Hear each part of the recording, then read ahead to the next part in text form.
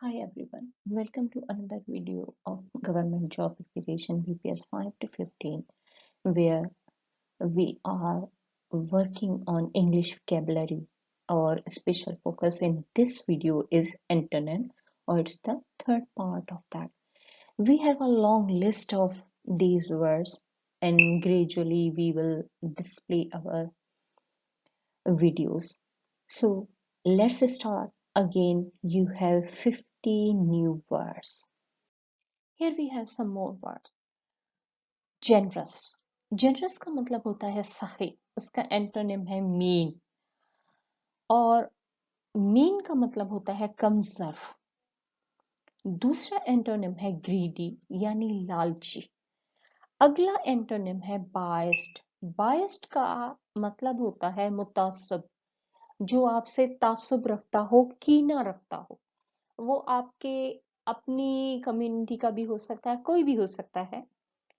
अगला जो वर्ड है प्रीजुडाइज्ड, ये हम किसी तासुब रखने वाले शख्स को ही कहते हैं, लेकिन ये तासुब जो होता है ये किसी कम्युनिटी की बेस पर होता है, यानी कोई दूसरी रिलीजन, दूसरी एरिया या कंट्री से ताल्लुक रखने वाला शख्स आपके लिए कीना रखता हो। अगला वर्ड है हमारे पास जेंटल। जेंटल का मतलब होता है नर्म, यानी अच्छी फितरत, नफीस फितरत वाला शख्स। बी वेरी माइंडफुल, क्योंकि बिल्कुल इसी स्पेलिंग के साथ थोड़ा सा तब्दील दो तीन वर्ड्स हैं। सो इसलिए इस स्पेलिंग को बहुत अच्छे तरीके से अपने दिमाग में रखिएगा। अब इसका मतलब है नफीस तबीयत वाला। अब इसका एंटोनिम है हमारे पास, वो है रफ। रफ का मतलब होता है खुरदरा। अगला है श्योरली। श्योरली का मतलब होता है हकीकत, दर हकीकत। और अगला एंटोनिम है एक्साइटेड, यानी मुश्तइल, फितरतन मुश्तइल। फिर है हमारे पास नेक्स्ट एंटोनिम हार्श। हार्श का मतलब होता है सख्त, बहुत ज्यादा अजीब सा। फिर नेक्स्ट वर्ड है हमारे पास ग्लूमी। ग्लूमी का मतलब होता है उदास या अंधेरे वाली कोई चीज। ग्लूमी हम किसी स्पेस के लिए भी यूज कर सकते हैं और किसी शख्स की नेचर के लिए भी कह सकते हैं। अब इसका एंटोनिम है हमारे पास चीयरफुल। चीयरफुल यानी खुश मिजाज।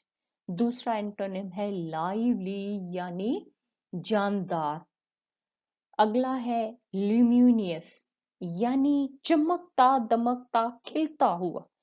फिर अगला है इंटेलिजेंट, यानी दिमागी तौर पर बहुत ज्यादा ब्राइट, ज़हीन। फिर हमारे पास वर्ड आता है जायंट। जायंट का मतलब होता है देव। उसका एंटोनिम है ड्वार्फ, यानी बोना, छोटे से कद का। फिर दूसरा इसका एंटोनिम है पिग्मी। पिग्मी भी किसी छोटी सी चीज को कहते हैं कद के हिसाब से।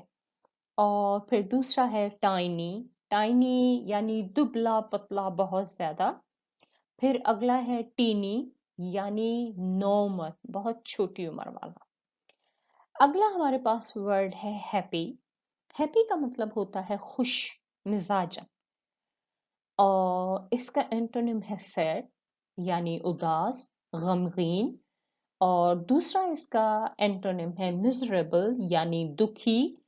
फिर सीरियस, संजीदा। अगला है मोरोस, यानी उदास। ये जितने भी आपके पास वर्ड्स हैं, इनके आप स्पेलिंग्स भी याद कर सकते हैं, जो कि आपकी हेल्प कर सकते हैं स्पेलिंग चेक वाले सेगमेंट में। Here we are. Our first word is admit. Admit का मतलब होता है तस्लीम करना, मानना, किसी चीज को दाखिल करना। हॉस्पिटल में दाखिल होने को भी एडमिट कहते हैं। किसी स्कूल कॉलेज में भी दाखिल होने को एडमिट कहते हैं। उसके साथ साथ अगर आप किसी बात को माने तो इसे भी यही कहा जाता है एडमिट, यानी तस्लीम करना। अब इसके एंटोनिम्स हैं डिनाई, इनकार करना, रिप्यूडिएट, तरदीद कर देना किसी चीज की, किसी चीज को रद्द कर देना। हम किसी चीज की तरदीद कब करते हैं? जब हम पर हमारे सिलसिले में कोई बात, कोई र्यूमर कुछ हो, तो आप उसकी तरदीद करें कि नहीं ये ऐसी चीज नहीं है, उसके लिए स्पेसिफिकली ये वर्ड यूज किया जाएगा। अगला वर्ड है एक्सपेल, जिसका मतलब है बेदखल करना यानी निकाल देना किसी कॉलेज वगैरह से या ऐसी चीज से। नेक्स्ट वर्ड है आउस्ट। आउस्ट का मतलब भी एग्जैक्टली यही है, बेदखल करना। फिर दूसरा वर्ड है जिसके एंटोनिम्स हम देखेंगे, वो है एडवांस। एडवांस का मतलब होता है आगे बढ़ना, मार्च करना और पेशकदमी करना। अब उसके एंटोनिम्स हैं रिट्रीट, पीछे हटना, रिटायर, सुबुकदोश होना। अब जब आप रिटायर की बात करेंगे तो इट मीन्स कि आप किसी जॉब से, किसी काम से, किसी मखसूस मिशन से रिटायरमेंट की बात करेंगे। नेक्स्ट है इसी का बिहाइंड, यानी पीछे रह जाना, पीछे होना। अगला है लेटर, यानी बाद में। फिर अगला वर्ड है हमारे पास आर्टिफिशियल। आर्टिफिशियल का मतलब होता है मसनूई। इसका एंटोनिम है पहला नेचुरल, कुदरती। अगला है जीनियन, यानी असल, हकीकी। और दूसरा है रियल। रियल का भी मतलब होता है हकीकी या असल। और अगला वर्ड जो है वो है अनअफेक्टेड। अनअफेक्टेड का मतलब होता है गैर मुतासरा, यानी जिसे कोई हवा ना लगी हो, कोई बीमारी ना लगी हो, इस सिलसिले में हम ये वर्ड यूज करते हैं। फिर दूसरा लिस्ट में हमारा वर्ड है एसेंट। एसेंट का मतलब होता है चढ़ना।